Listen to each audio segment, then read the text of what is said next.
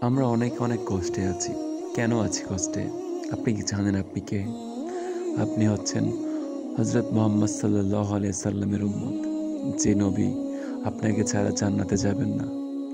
পৃথিবীতে অনেক নবী রাসূল এসেছেন। তাদের জীবনে তারা কিছু, কিছু স্পেশাল দোয়া করেছেন। কিন্তু আমাদের নবী, মায়ার নবী, দয়ার নবী অনেক কষ্টে ছিলেন। অনেকদিন না খেয়েছিলেন, পেটের মধ্যে পাথর বেঁধেছিলেন। তারপরেও কোনো স্পেশাল দোয়া করেন নাই। কেন জানেন? কাল হাসরের ময়দানের দিন যখন আমরা উম্মতেরা বিপদে পড়ে যাব, আমাদের নবী সেদিন দোয়া করবেন।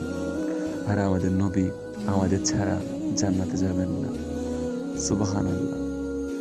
নবীজি যখন মারা যাবেন, তার আগ মুহূর্ত পর্যন্ত তিনি উম্মতদের নিয়ে চিন্তা করেছেন।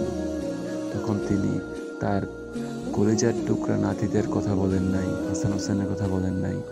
তিনি বলেছেন, হে উম্মত, সালাত সালাত। কত ভালোবাসেন আমাদেরকে আমাদের নবী। সুবহানাল্লাহ। যখন আমাদের নবীর কথা মনে পড়ে তখন জীবনে কোনো কষ্ট থাকে না।